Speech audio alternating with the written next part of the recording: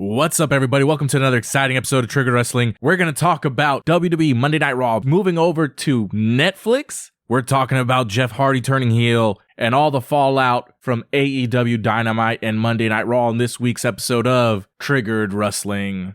Triggered Wrestling is so awesome all the way around. That gets me triggered. Ooh, okay, well, let's go with the bad trigger right now. See, I'm a fan of all of it. Will force you to watch Triggered Wrestling. What a fucking time to be a wrestling fan, man. I mean, WWE moving to Netflix, that's a move out of left field, don't you think? AEW fans are going to say that Tony Khan kicked WWE off of cable. Well, at least Monday Night Raw off of cable. No, but in a way, I did not see this coming at all. I mean, a lot of people were saying the runners-up for the rights to WWE Raw is going to be Disney or Amazon. Yeah, I didn't see Netflix ever get leaked in the reports. I did believe Amazon. So this was similar to that deal, probably. Netflix is trying to get their subscribers back up ever since, the whole password sharing scandal thing. And the ads. Fun fact, I actually just got Netflix a few weeks back. Actually, like 10 days ago. And I got it with ads. I don't care about ads, bro. See, I don't know, dude. I have T-Mobile, so I get it for free. But to be fair, when I watch Netflix, there's like an ad every 90 minutes. So you could binge watch a show, not even 3 episodes, and not even see a commercial. It's not that bad. But is it the commercial like after the episode, before the new episode starts? It's somewhere in between. It could be before, after, or during. It's a random ass commercial. 30 minutes, probably less. But yeah, it's like one every 90 minutes to 120 minutes. 30 seconds, I'm assuming you meant was the length of commercial, yes. What is that? They're showing that episode of fucking something, bro? Damn. I don't know. All I know is that AEW Rampage is going to be debuting on Tubi pretty soon here, or Crackle, because that show, bro, is hard to watch. I made jokes about AEW Rampage being AEW Friday Night Jobbers. I know the card that we had was just very weak. I mean, it's pretty predictable. You have a whole bunch of actual AEW stars versus people that are never on TV. Like, I remember we talked about Anthony Henry. We talked about... Who? I mean, yeah, exactly. Queen Aminata. Like, I mean, she's not even on the roster. She might be in Ring of Honor, but they're getting TV time. But I mean, if I'm not going to tune in to Friday night just to watch... The half of the jobbers? I mean, they're glorified squash matches at this point. Yeah. Yeah. And speaking of jobbers, Jinder Mahal is one, but the person that beat his ass the other day, The Rock, he actually got appointed a spot in the board of directors by TKO. That's a fucking powerful move, don't you think? Yeah, I don't really know what that does except bring name value to the board of directors. I know it got mentioned that he now owns the copyrights to his name, or the trademarks to The Rock is no longer owned by WWE. What that means in the long term, I guess we'll find out exactly what he does, but I feel like anything attached to The Rock, to Dwayne Johnson currently, is hot fire, and nothing but benefits come to you if your name is attached to The Rock. I mean, the XFL kind of flopped. His movies are not doing so great. I mean, this is... XFL flopped, bro? Huh? The XFL did not flop. I'm a New York Guardians fan, bro. Bro, stop through that. and through. They're not even around anymore, bro. They merged with some other company. USFL? And they're in, what, the UFL now? Something like that? Yeah. All I know, bro, is I'm a New York Guardians fan. I don't even watch NFL, bro. Puro UFL here. What the fuck are you talking? But bro, you talking about some jobbers, bro. But speaking of a jobber, Jeff Hardy, one of my heroes growing up, lost against Darby Allin in a street match. And after the match, Darby Allin got the win. And after the match, hold on, let me interrupt you real quick. It was a regular singles match, and Excalibur just kept saying, yeah. Oh, all this is going on at the referee's discretion. He's letting it go. I'm like, bro, come on. Who was the ref? Ray Charles? I know. But continue. Yeah, and after the match, Darby Allin went up to shake Jeff Hardy's hand, and Jeff Hardy refused. Could this be a potential heel turn for the Hardy Boys, or just for Jeff Hardy? Probably for both. They're going to be probably continuing on as a tag team. I guess we're recording this before AEW Dynamite, at least this portion of it. He's going to be facing Swerve Strickland, and I will let you know right now, Jeff Hardy's not beating Swerve Strickland. So, yep. I guess the downfall of the Hardys is continuing. Yep. Yeah, I mean, I don't know what to say. I know they probably got fined by Daniel Bryan for stating that the Hardys prefer to be on Dynamite, but they're stuck to the dimension of Rampage and Collision. But now he's going to Dynamite and he's going to take an L. Yep. So I don't know if this is a storyline or what's going on, but I guess we'll find out. Or his punishment. Yeah, he's going to get squashed in a 8-second match against Swerve, bro. Who knows? Yeah. And another guy who actually just made, well, I wouldn't say made a return, but I guess he got his name back. Pete Dunne is back and Butch is no more. To me, I could care less. The Bruiserweight was cool for a hot minute. I think by leaving Butch around for so long, kind of killed his momentum, in my opinion. I'm not a fan, and it's gonna have to take a lot of me watching his wrestling because he can't talk. He does his talking in the squirt circle like I like it, but I'm gonna have to tune into his matches because right now that Butch character is still lingering in my mind. And Pete Dunne is a great wrestler. That goes without questioning. Can he survive being Butch for like 2 years? Who knows? Rumor has it Butch is all elite. He's going to AEW. Pete Dunne is staying here. Who said that rumor? I don't know. Some people online, bro. Some AEW marks online. No, I'm just kidding. But what I will say is he needs to be a heel. He can't be with Tyler Bate as a tag team. The Bruiserweight character is a yeah. What did you call him? Or somebody online I said that he is Hangman Page from Temu. Not even from Wish, bro. Damn. So yeah, bro. So I thought that was funny, man. But he needs to be on his own. He needs to be a heel. He needs to break some fingers, break some elbows. Be the Shayna Baszler when Shayna Baszler was Shayna Baszler of this division, is what I would say. Yep. The Cruiserweight, Bruiserweight, whatever you like to call it. But I may not be a fan of Butch or Pete Dunne, but I'm starting to be a fan of Legado del Fantasma, bruv. I fucks with it only because LWO, the original LWO, was formed by nothing but Mexicans. And yes, you guys can say, oh, Latinos supposed to stick together. Nah, fuck that. Mexicans ran LWO. Mind you, they were jobbers. But there's no Mexican in the original LWO right now, bruv. And I'm like, that's that. There is one, Raul del Toro. Who's that? That's the non-Filipino and the non-Puerto Rican one. Cruz del Toro, that's his name. His name's Raul Mendoza. Oh, bro, who? Yeah, but Cruz del Toro. And bro, stop. Anyways, he's on there, but yeah, I mean, it's Filipino, Mexican, and 2 Puerto Ricans in LWO currently versus the Legado del Fantasma. I'm not a fan of the Lothario's gimmick, their clothing attire. It doesn't match. It's like latex. What is it? Like claws? Like wannabe Perros del Mal from El Hijo del Perro Wiles faction? Yeah, it looks like that, but it also looks like a mixture of Buddy Hields. Buddy Hields. It's not the fucking basketball player. Buddy Murphy. Buddy Murphy's attire, right? From when he was in NXT and WWE and in AEW. Yeah. But it looks weird because it's like latex. Yeah. Yes, that just looks weird. And honestly, the only reason why I like the Lotharios, or I'm picking the Lotharios over the Loser World Orders, because I'm Latino, bro. I gotta pick a side, and my side is chosen. I'm gonna be with the Legado del Fantasma. Just Santos Escobar needs some character work. His acting is horrible. Lotharios, they need a attire change, ring gear change. I feel like they're supposed to be menacing, but they're not menacing. They're not, bro. They're all clean cut, nice haircuts. Mm-hmm. And I'm like, bro, yeah, the wannabe Latin lovers wanna be heels now? Come on, man. You know, but I'm just happy that in WWE you actually see, granted it's against other brown people, right? Other Latinos, but at least they're getting wins. About time, bruh. About time. 2 years of losing and now you're praising them for what, bruh? I mean, Dominic Mysterio lost to Rey Mysterio, so that's still true. Brown on brown crime. Yep. But it's better than Penta getting jobbed out every time he's on Dynamite and then beating jobbers on Collision. Win's a win, bruv. A win's a win. According to the returning AEW standings, a win is a win. Facts. According to Brian Alvarez, the standings are back, and they run away all thanks to CM Punk. You know what? They bring up CM Punk so much when they talk about AEW. You might as well think that CM Punk started World War II at this point. And then the way they announce is like, oh yeah, it's CM Punk's fault that, they got away from that. I'm like, good. The rankings suck.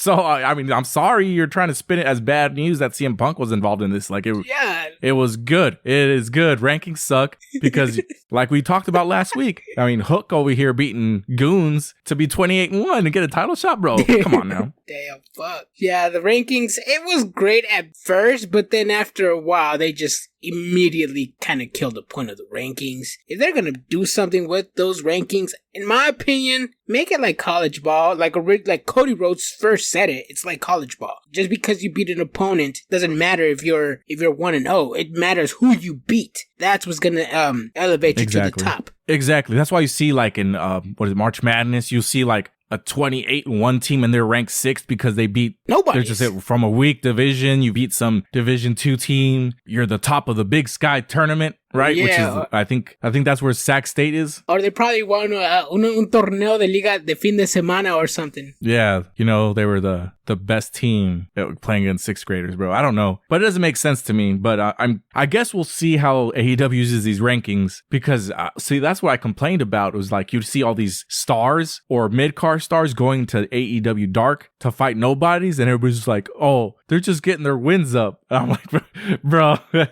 So even then, you'd still see like Danny Garcia being like 23-6, but the people he lost to were like CM Punk, Swerve, right? But the people he beats were like literally nobodies, but he has a winning record, so it's meaningless at that point. Yeah, so what do you got to say when Adam Copeland defeated Dante Martin, another guy that he thinks he's going to put over in the future? I mean, hey, technically is what, 2-0, 3-0? Adam Copeland? But I mean, those are against kids, man. You got to beat somebody like a top talent, like a Brian Cage or a Will Hobbs or somebody like that to that stature, Or what's his name? Suzuki? Minoru Suzuki? Minoru Suzuki. Adam Copeland putting over young up-and-coming talent in this open challenge. He challenged a veteran, and he definitely gets a veteran, but he's still going to end up being that veteran because that veteran needs the Adam Copeland rub on his way out of the business. I mean, I was speaking to a follower on Facebook. They said that this match is would be very interesting to see. And I'm like, difference in styles, like you get the Japanese strong style versus somebody that was born and bred in the WWE style. We'll see what really happens in this match later on today.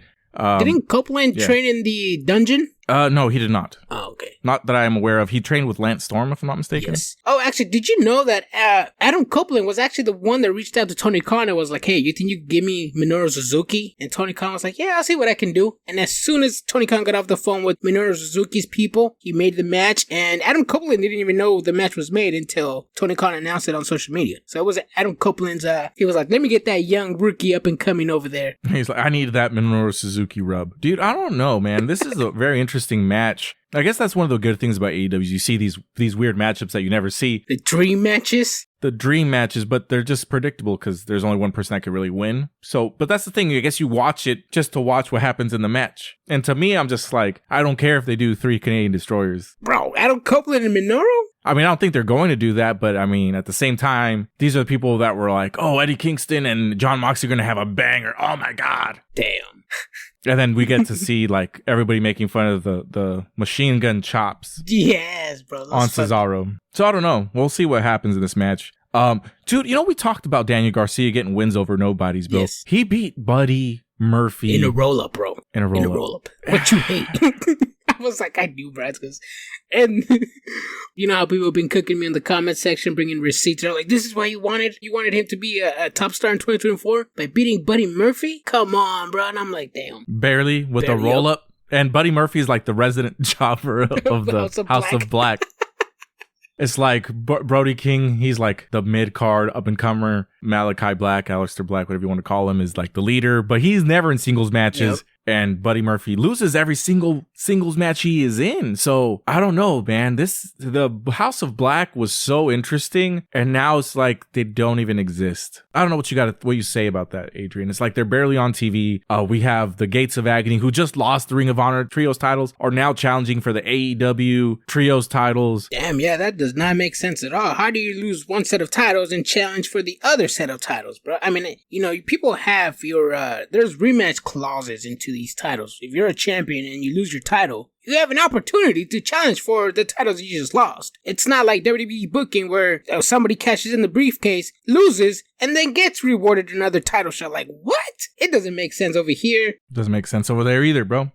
But the thing about it is, like, challenge the same titles back. But even that, I don't even like that because it's more like, I would say Ring of Honor is like developmental for AEW, right? Just because have we ever seen it where let's call it the North American champion loses the title and then immediately challenges for the World Heavyweight title? I don't think I've seen that. So but I would call that like this would be maybe like the equivalent or maybe for the Intercontinental title. Probably, yeah. Bro, but you know what? Now we're just talking about the Intercontinental title. So we talked about Seth Rollins being injured. He's replaced by Randy Orton for live shows. People expected him to vacate the title, but Gunther interrupts him during his promo. Gunther is so I had this conversation with my daughter. She was just like, is that guy a bad guy? Pointing at Gunther. I'm like, he's a bad guy, but he's a bad guy with honor. He usually doesn't sneak attack people. He just wants to fight people and prove he's the best. And facts. During this promo, it just reminded me how much Gunther is improved as not only a wrestler, but as a character. Great character work. He's a menacing bad guy and people love him even though he's a heel because people know he's a competitor. He is what I think Eddie Kingston thinks he is, if that makes any sense. Yeah, that makes sense. I'm not going to disagree with you. Yeah, I can see it. I can see why a lot of people think that. Like, not saying that Eddie Kingston thinks he's like a badass or anything like that. What I'm trying to say is like the character that he portrays, like, oh, I'm just a brawler. I'm here to fight anybody. Yep. But Gunther's the same way, but different, even though he's a bad guy. He can be a good guy and still have that same character. It's a weird, intricate world that we play here. But I remember I estimated that Gunther would be Intercontinental title holder when he challenged for the world title. And by God, we're getting that. Yep, you predicted this stuff. What, a year ago, I'm assuming? Because we did start this pod. We started this pod around, May, April, February? I think February. Yeah, I think you predicted that. Yep. So I'm excited that, full circle, Rollins isn't relinquishing the title. He's going to defend it at WrestleMania. Gunther says he's going to be there, but so does Drew McIntyre. So does Cody Rhodes. So does CM Punk. And I want to talk a little bit more about this because Seth Rollins, if he does get surgery, it's going to be 3 to 4 months. Obviously, he's not getting surgery. He's going to take it day by day. So that means they're going to limit his wrestling or maybe not even wrestle at all. Just wait till he fully heals. So does this mean WWE is going to once again have a champion that doesn't work and are going to be forced to make another participation title for the 3rd time this time? What do you got against interim champions now, bro? It's only okay when AEW does it or what? No, I'm just kidding. Honestly, I think the way around this is... I wouldn't mind him just coming out and doing the promos. I mean, you could build a storyline with just promos. Just stick to the points, to the topic, and just get your points out or bullet points out and keep it moving like they did on Monday. I'm pretty sure they have a few more of those and they limit Rollins' wrestling like in 6-man tag team or in tag team matches. I think he can still work, but just, you got to limit his wrestling. You can't have him go out there and do the same thing he does. Because I know WWE fans hate it when wrestlers in AEW work injured. For some reason, apparently in here, they're excited that Rollins might get into the ring and potentially ruin his career. That's what I got a problem with. But I would suggest 3-man tag team matches or 6-man tag team matches. Limit the man's wrestling. I would probably say just don't have him wrestle until probably March, in my opinion. And then, and if Gunther wins the Rumble, then there you go. I can see that happening where CM Punk and Cody Rhodes are the last two in the Royal Rumble. And they both get eliminated at the exact same time, similar to Lex Luger and Bret the Hitman Hart. And it's a triple threat, Cody Rhodes, CM Punk versus Seth Rollins. Bruh. That limits Seth Rollins' in-ring activity to the other two. Where does that leave Gunther? Bro, there is so much fantasy booking, bruv. It's possible. But see, the thing is, if you're trying to work with the injury, you still get the Cody Rhodes finishing the story because he'll win the title, right? Theoretically here. I think you can have him finish with the story without him beating Roman Reigns because the story is him being world champion that his dad never got, right? So this would get him that. Eventually down the road, you could have a title versus title match or a champion versus champion match versus Roman Reigns. Winner takes all. Not even winner takes all. It's just a single one-on-one match. If Cody Rhodes beats him, even though it's not for the title, I think that he gets that meaningful win for himself as a champion. CM Punk gets his main event moment, even though in a losing effort, and Seth Rollins loses his title, gets healed up, but he got his WrestleMania moment also. And then we also get to see The Rock versus Roman Reigns at WrestleMania.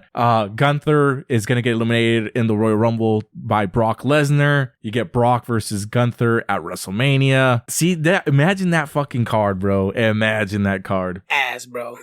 Damn. Punk and Cody, no. One of them has to win because we already know, we've seen that clip of Vince McMahon tearing both his quads and says, no, only one person has to win. Only one person. And that's been the rule ever since. Only one person has to win. And it can only be one person, and if Cody does not win, then his story is donezo. Punk might probably not win, because a lot of people are asking for Gunther and Rollins. The Rock and Roman, I think it could wait another year, but then again, The Rock is not getting any younger. We saw what he did to Jinder Mahal a few weeks back. He was gassed out of his mind. He was taking deep breaths. Should The Rock sit at a bar or at the head of the table? Ahead of the board of directors table. I mean, but continue. Yeah, I mean, I'm sure with some training and conditioning, The Rock can make it, but that's a whole year away. I mean, damn, I even got gas just by doing that. I would probably just leave the ones-on-ones.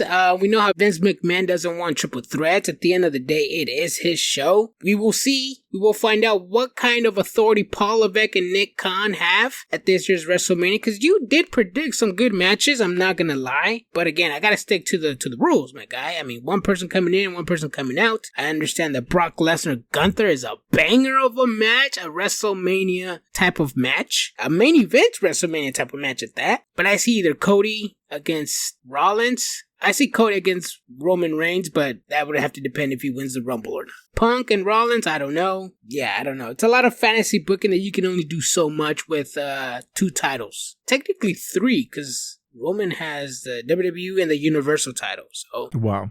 So that's like the men's Royal Rumble here. I think we're pretty much set that there's no SmackDown star that can win the Royal Rumble. It's going to be Raw, who right? do you think it's going to be? Yeah. It's not LA Knight. It's not Randy Orton. It's not AJ Styles. That's those are all sure. young talents, bro. They can't win the Rumble. What if it's Okada, bro? Debuting Okada. Oof. He was rumored to be joining NXT, but the thing with that is, like, real wrestling fans know who it is, but casuals that are going to be watching those events, they're going to be like, Who the fuck is this guy? And then I saw online that people were saying that WWE is going to sign Okada, team him up with Shinsuke Nakamura, and call him the Kabuki Bros. I would not put it past him, bro. If Vince McMahon was still in charge, bro, the Kabuki Bros would be 100% on. And I also seen some fans on Twitter and X saying that they want Okada to join Chase U. Oh my god, these guys are already ruining Okada. But tell me Okada joining Chase U and being the savior would not be the funniest thing ever. I thought there was a rule in NXT that nobody under the age of 35 can join the roster, or 25. Bro, don't you see Baron Corbin out there rocking it? Nick Nemeth, Dolph Ziggler was out there, right? That's fucking R-Truth. That's where he busted his fucking his thigh. I mean, that would be exciting to see. If anything, it's not like he'd be learning how to be a wrestler. He'd just be adapting to the WWE style, because there is a specific style in WWE. I could see Okada adapting to it. It might not be his cup of tea, but you're wrestling 3 times a week usually. I mean, I know in Japan he's wrestling like once or twice a month. Yeah. But what about the Women's Rumble? I know we had a little segment here between Nia Jax, Becky Lynch, and Bayley. I mean, I thought she was on SmackDown, but yeah. They showed up on Raw. Exactly why they showed up, I'm not too sure. It was I think Adam Pearce said that he invited Bayley to show up to promote the Rumble, but I don't understand why you need Bayley when you have Nia Jax, who defeated Becky Lynch cleanly, and you have Becky Lynch and Rhea Ripley on the roster. Why would you need Bayley? Maybe to add more rumors, to add more to that rumor that people were saying online that, Bayley is first in line to win the Rumble this year. And I'm like, why? She's been a jobber her whole 2023. The whole Damage Control faction storyline revolves about Bayley getting kicked out. She's a jobber. Why would you want a jobber to be the Rumble winner? I don't understand people sometimes. But hey, if it's my money, if I'm putting money on this, if I'm going to DraftKings and putting money on this, I will put it on Nia Jax. That's it. Nia Jax, Rhea Ripley, WrestleMania. What about you? I'm going to put money on Becky, bro. There's only one reason a loser calls out the champion on the road to WrestleMania, and that's because she's going to get a world title shot. So I think Becky's going to win. Oh, that happened last week. Yeah, I lost to Nia Jax cleanly, but I'm calling you out. And I don't think I'm good enough, but I'm going to win the Royal Rumble to prove it to myself that I can beat you at WrestleMania, even though I couldn't beat Nia Jax cleanly. I mean, I don't know. The Women's Royal Rumble's really, really, really out there. Like, for all I know, Bayley could win it and challenge Io Sky, who we forget is champion, and then that continues that story. Who? Exactly. I mean, is Trish Stratus and Lita going to make a debut there? Probably. Speaking of which, Trish Stratus and Lita are going to be at Stockton Con in February. But, I mean, people are saying AJ Lee is going to make an appearance there. I wouldn't be shocked if Mickie James makes an appearance there. Yeah, she works for OVW now under Al Snow. What about Jade Cargill, bro? You think she's going to make a debut at the Rumble? She's going to show up there. She's going to not win it, but she's going to show up there. Or is she just going to show up? WWE's going to capture her arrival to the arena and that's it? Like the 10th time that they've done that already? You know, dude, she'll show up and be in the Royal Rumble. I know people are saying Naomi and Sasha Banks might show up in the Royal Rumble. Sasha Banks, Mercedes Moné. But I don't know. We'll see what goes on there. I mean, two people that for sure aren't winning the Royal Rumble is Miz and Dom. Yep, facts. I don't know if they both mentioned that they're going to be in the Royal Rumble, but they're continuing this Miz versus Judgment Day story. Miz and Truth versus Judgment Day, even though R-Truth is in Judgment Day. Yep. I mean, I don't know, man. I guess it's a comedy gimmick, and they're just passing time to just do something with Dom. It makes for good TV. Dom beats The Miz in this match. Anything you want to say about that? I wasn't really looking forward to this match. And even the crowd in attendance were, as soon as the bell rang, the crowd started chanting, "We want our truth, we want our truth." And I'm like, yes, bring our truth, because these two guys, it's a snack break match. Bring our truth, bring some comedic into this match, because I was not entertained. Speaking of snack break matches, bro, with all due respect, Zoe Starks and Shayna Baszler beating Indy Hartwell and Shayna Starks? Candice LeRae. Shayna Starks. Shayna I like Starks. That. Shayna Starks. They always get placed like right after a really good match or right after a really good promo. Yep. I'm not calling CM Punk and Cody Rhodes promo good. It's just very meaningful. And then after that promo, they put these people in there and it's just like... And then the main event. Yeah, they put them in this time slot that it was kind of weird. And this is the second week in a row they've done this. I like Shayna Starks, Indy Hartwell, and Candice LeRae. I'm like, where's the Indy Hartwell that fought against Becky Lynch last year? Where is she at? Because I'm not saying the same Indy Hartwell. And like I said it last year on the pod, Becky Lynch is the workhorse. She is fucking great in the ring. That she makes women who aren't really that talented, she makes them look great. And it shows in Indy Hartwell. Or at least that's probably maybe WWE's limiting her wrestling skills or something. I don't know. But, yeah, I'm not a fan of Indy Hartwell. I thought I was going to be, but, yeah, no. Something's lacking in the main roster women's division. Like in NXT, there's good storytelling, there's good wrestlers, and all of a sudden, the main roster, and there's no stories. I mean, the story is Nia Jax beat Becky Lynch cleanly, and Rhea is the queen of the world. On the other side, the champion is in a stable, and that's it. There's no story. There's no story going on in the women's division in NXT and SmackDown. And there's another one holding the chancla, doing God knows what. I mean, let's not forget, WWE is the place to go when it comes to wrestling. And when it comes to women's wrestling as well, they did have that first all-woman pay-per-view. But mind you, that was with Ronda Rousey on the roster. Do you think they'll have another one like it anytime soon? No, just they need to improve the writing, dude. The thing about the women's Revolution match is that they had a very solid like main event card for it, right? And they had some minor undercards, but I mean, what's the main event? What would you say is the main event? There is none, right? Back then it was, Becky Lynch versus essentially anybody, Ronda Rousey versus Charlotte Flair, Sasha Banks. Nowadays it's like what, Rhea Ripley versus Bianca Belair. I mean, Jade Cargill versus Bianca Belair, maybe, but she hasn't debuted yet. And then I know how a lot of WWE fans like to say that Jade Cargill can't wrestle, so we still haven't even seen her wrestling in WWE. We as fans have to determine whether she's good enough to go up against Rhea Ripley or not, because that can make or break a career, you know what I mean? Exactly. It's got to be against the right person. I think seeing her first match to be actually against Bianca Belair would be a good match. But yeah, man, I mean, I'm liking the women's roster. I mean, you got Ivy Nile, who's just looks fucking amazing, bro. I like everything about her. Her style, her physique. She looks like a great powerhouse, She's 4'10", bro. She's not a powerhouse. Hey, bro, I'd rather take... Never mind. I'm just gonna say that if you were to give me Ivy now... This is gonna sound so. Or Valhalla? No, or Zelina Vega. Pretty much around the same height. My money would be on Ivy now, hands down, hands fucking down. Yeah, I could agree with that. I'm not a fan of Valhalla. I'm not a fan of Ivar. I'm not a fan of Chad Gable losing to Ivar after Tozawa beat Ivar. Well, under 2 minutes, 3 minutes. Come on, bro. I don't know what's going on. This is Tony Khan booking Raw. Let us know in the comment section. Let us know. Yeah, then DIY. I'm not a fan of DIY getting a title shot. Like, bruh, where's Indus Sherrat? I know, right? Sandevere, bro. Where's he at? Where are the Creed brothers, bro? Put them on TV. Shit. Bro, people come in this company for 2 months and then disappear for 3 months. This fucking AEW booking, bro. Tony Khan, send for the man. Actually, no, Indus Sher did show up on Raw today. They had a promo. Yeah, they had a little promo, and Jinder Mahal, as soon as he came on the screen, people were booing. Mind you, they were probably piped in boos. But yeah, it looks like Indus Sher, they're finally going to get the right address to the locations now, and hopefully they're going to be on TV. They're not going to show up on Tuesday like fucking Gunther saying that he's going to show up at the Royal Rumble and win on Sunday. Yeah.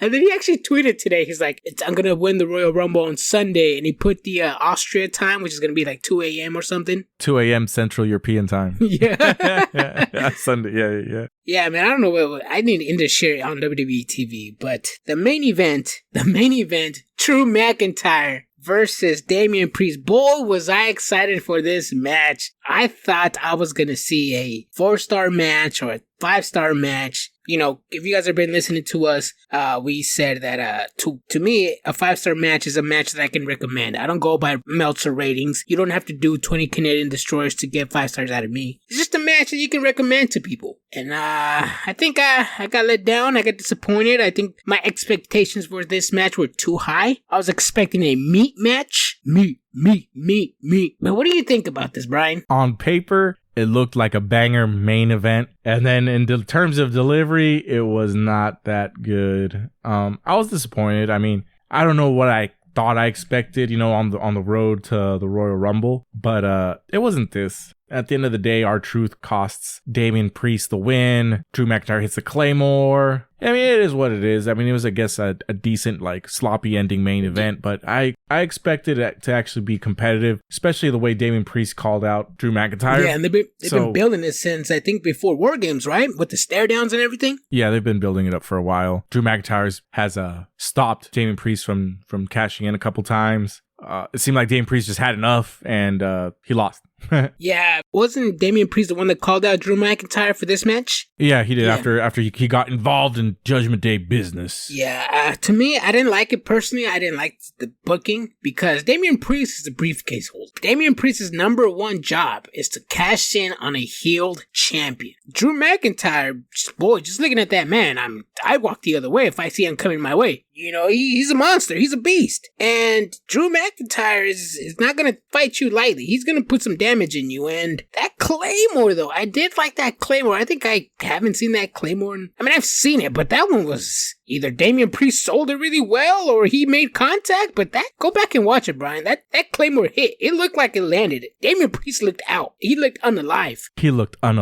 But yeah, the match was a little sloppy, but mind you, in 2-3 months when they have their big pay-per-view match, that match is gonna deliver. Best believe. But yeah, man, this is the first of many. So I'm gonna watch the one in 3 to 4 months when they have one at the pay-per-view. Probably at Backlash. Ooh, Backlash. This is gonna be in France this year, right? Yes, Backlash? Yes. Last year was in Puerto Rico. Yep. Who's a French star that can debut? Victor Wembanyama, bro, is gonna be... La Resistance. Oh, La Resistance. Rene Dupree and what is his name? Simon Grenier? I forgot his fucking name. La Resistance, bro. And these little hops that he did there. Oh, yeah, the little, the little heel claps. Yeah, Jermaine Dupree. That's the fuck. No, Rene Dupree and Sylvain Grenier. Yeah, the La Resistance, and then he was replaced, the other guy, by Fuck, I'm gonna Google this. So with the power of the internet and editing, this will be really fast. Rob Conway. Who?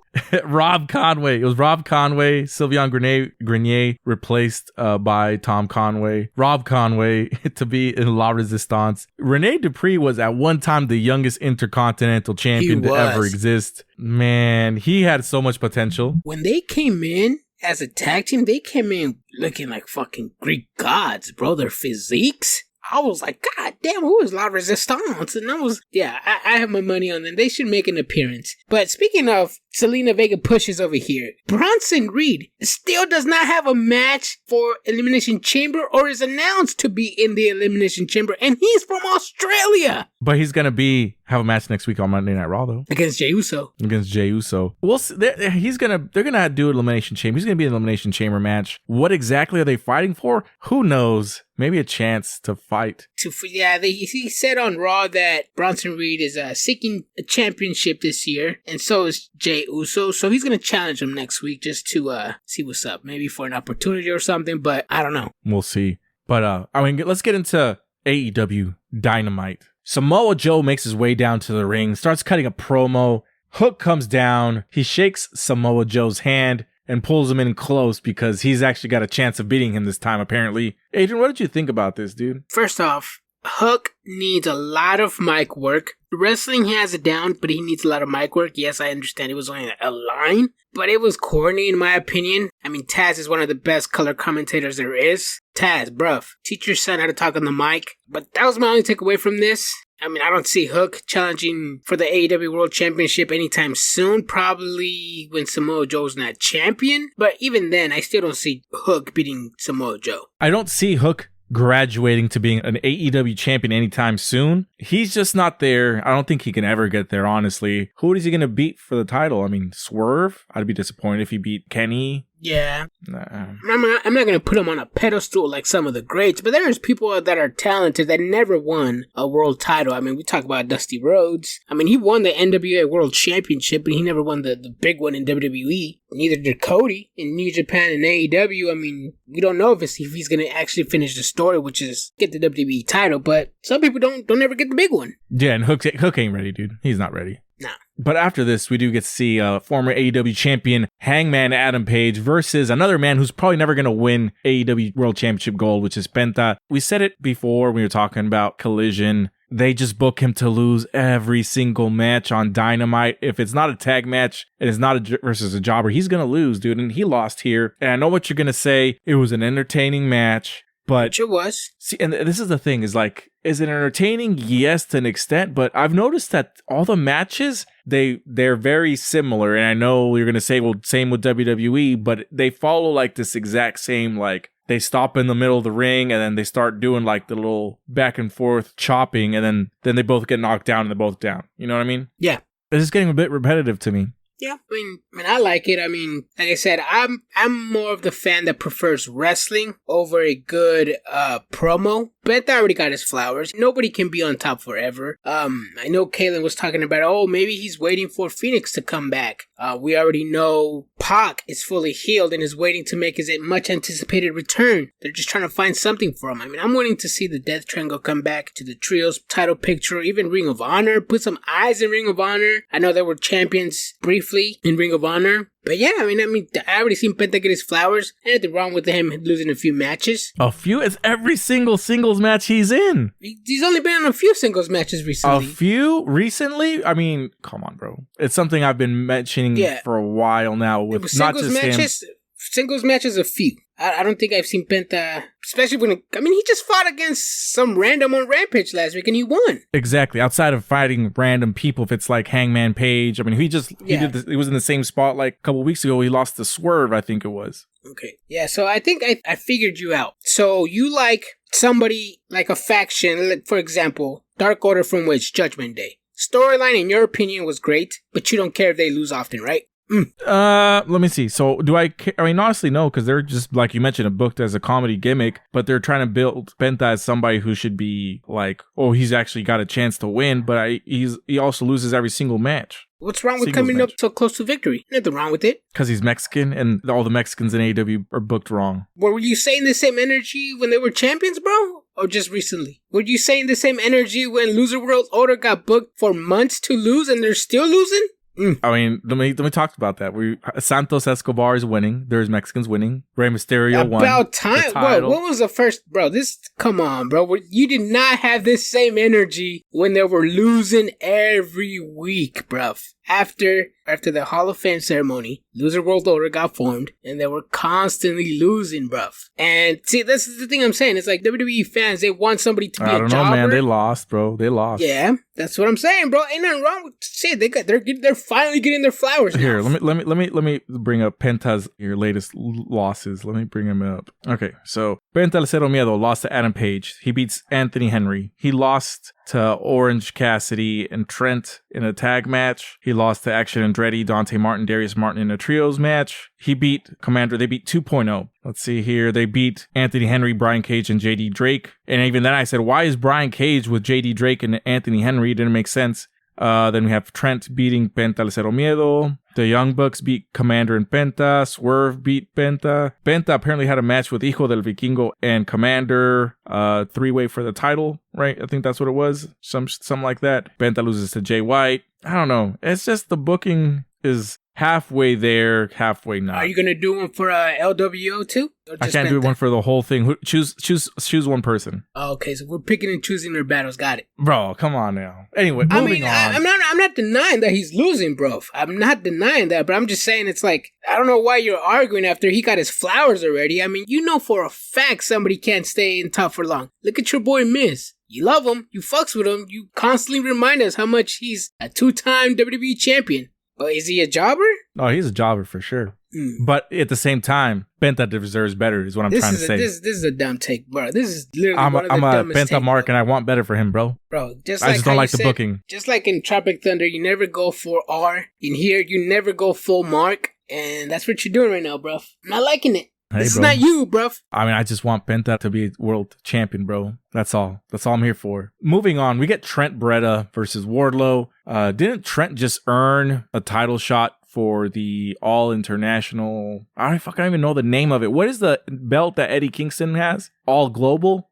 Fuck, the Triple Crown. See, this exactly. That's what the fuck is the name of the title now? I don't know. I've seen that Burger King meme of Eddie Kingston so much that I forgot the name. I'm assuming it's a Triple Crown title, right? It's called a Triple Crown because it's the New Japan Strong title, it's Ring of Honor World title, and whatever this AEW title is, I'm going to call it the All Global just because I'm lazy to Google right now, but the All Global title, Trent just earned a title shot for it, right? Yes. And then he jobbed out to Wardlow. Yes. I mean, Trent's the powerhouse of the best friends. I mean, you could just look at him by his physique. Powerhouse is putting it lightly, but go ahead. Yeah, I mean, he did win a triple threat against Moxley and Penta. There you go. Penta lost. He also won a fatal four-way with top talent in AEW. I mean, he's there. I mean, Wardlow's just bigger and stronger, in my opinion. Moving on. So we'll see what happens with Wardlow because I feel like this win doesn't put him in world title contention. It puts him, if anything, to challenge for the All International or the All Global. I think this is Wardlow's, first match in the new year? It's something like that. Yeah, so he's 1-0. We'll see where this goes. It's to build up his record because those are back now.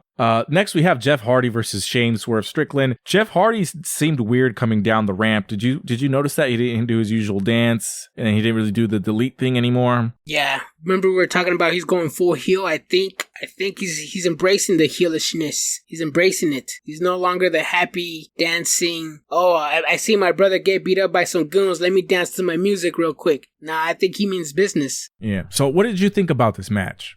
You already know, bro. You already know. It was a great match, obviously. Swerve Strickland obviously carried. Jeff Hardy took some bumps that he shouldn't have taken. At the referee's discretion, right?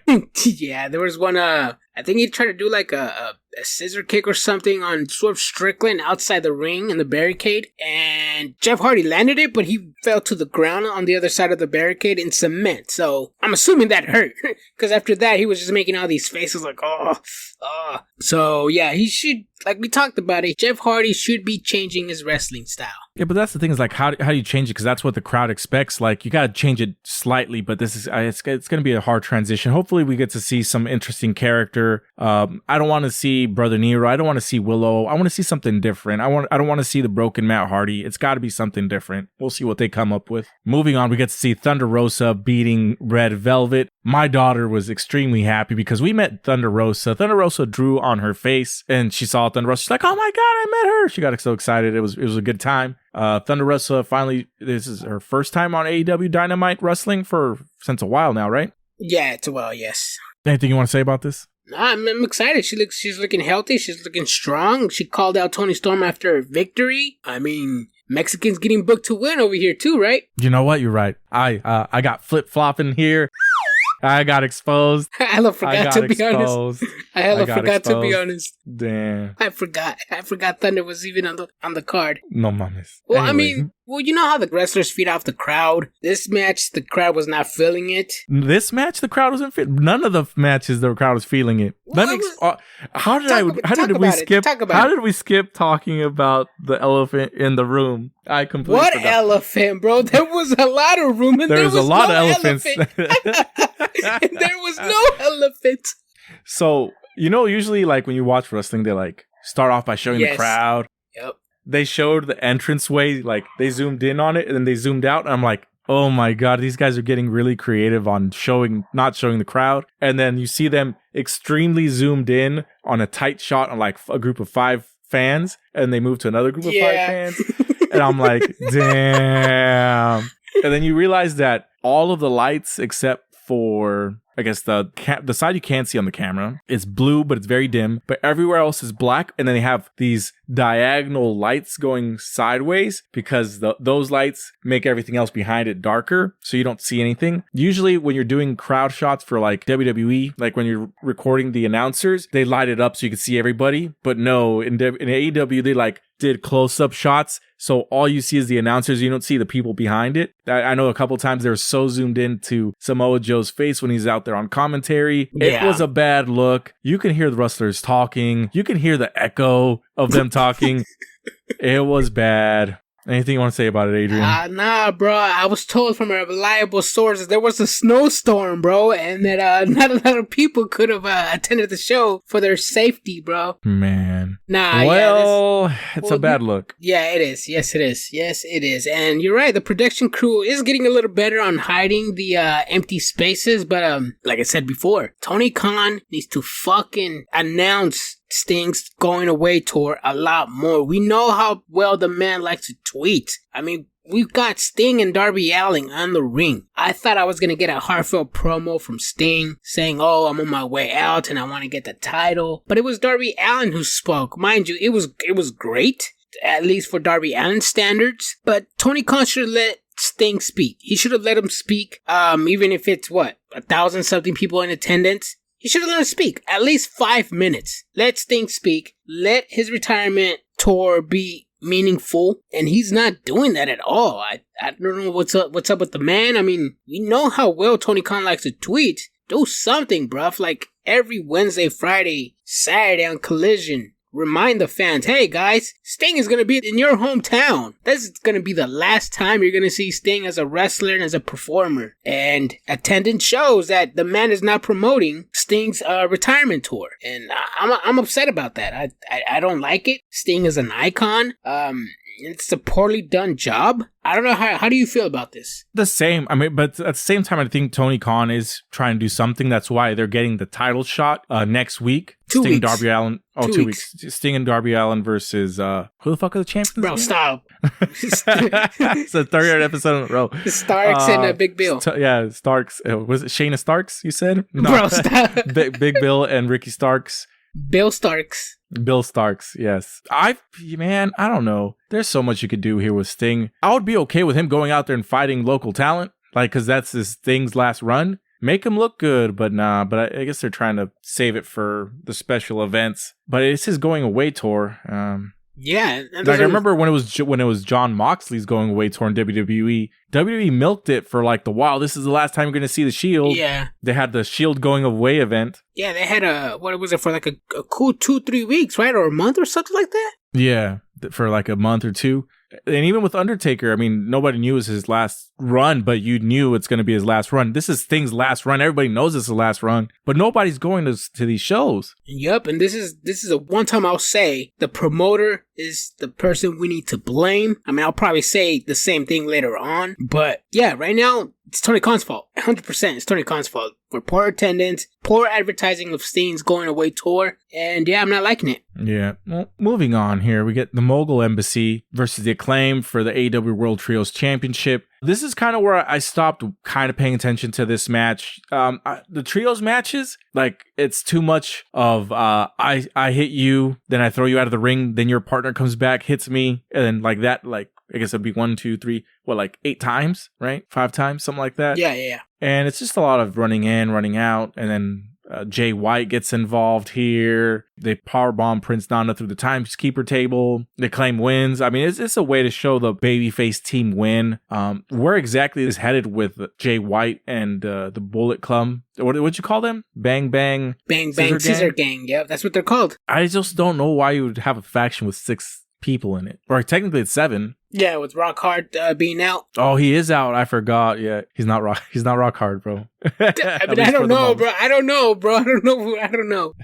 But yeah, I mean, we'll see. I'm assuming this is going to end up with the Friends fighting each other, the Acclaimed versus the Bang Bang Niner Gang, the Bang Bang Scissor Gang, whatever they're called, at the next pay-per-view, whenever that is. Oh, one thing I did want to talk about is like the build-up to these title challengers, mainly to the world title, the women's and men's. You know, we seen the Virtuosa earlier today that she does want to fight Tony Storm, but she wants to get her rank up. She wants to get her W's before she goes after Tony Storm. And that's one thing I am liking now about these world title champions. They're taking their time on challenging for the title. I know you predicted that, oh yeah, they're having a face-off, so we're going to see a match next week. And I was like, fuck, we're probably going to have a match next week, man. This is some bullshit. But yeah, it looks like they're going to build it up this time. They're actually going to use the rankings. Taya Valkyrie called out La Virtuosa for next week on Dynamite, so let's see what that happens. You already know the Virtuosa is going to win. So you mean big time Bex and Seth Rollins from Wish?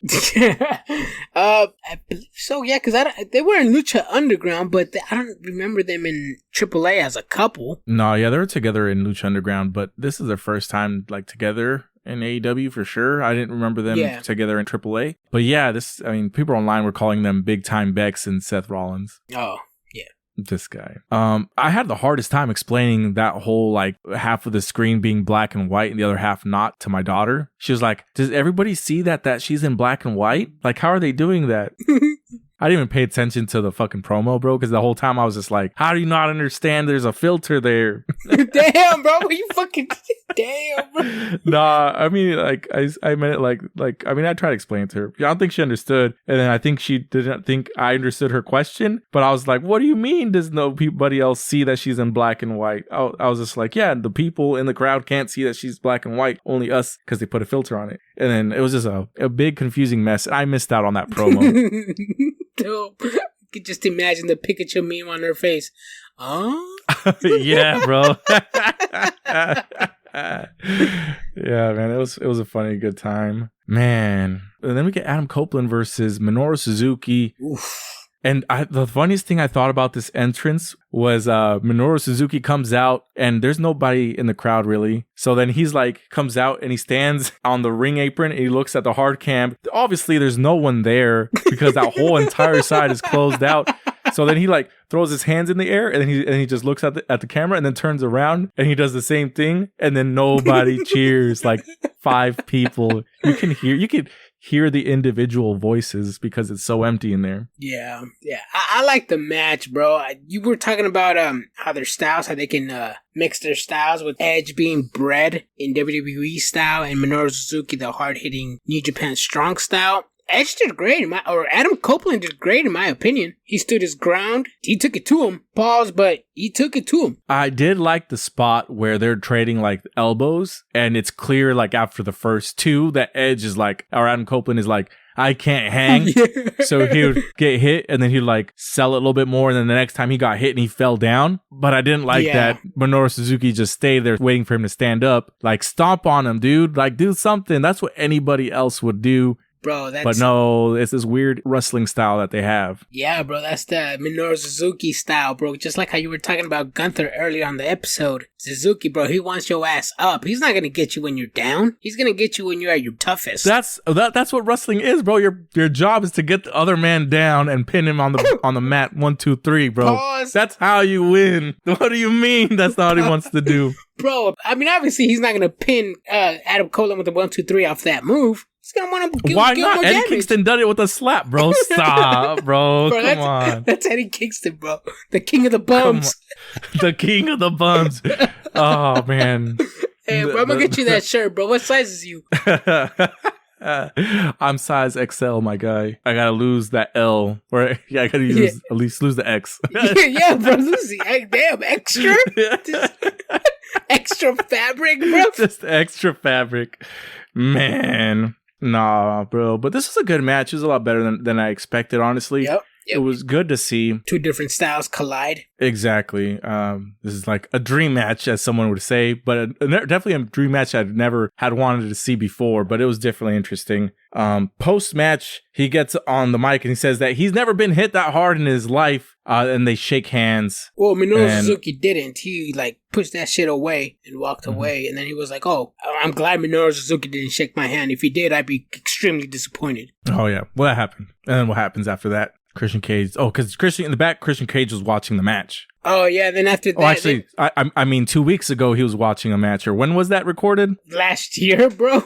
Last year, Christian Cage watched a match and they reused the footage. Yeah, bro. I mean, bro, can you at least do have Christian be at home or something? Hey, bro, record yourself just nodding with the title, bro, menacingly. And that's it, bro. They have to recycle the clip. At least reverse it. At least do something. I don't know. They changed the filter. They changed the filter. They did. Oh, that's the only thing they did.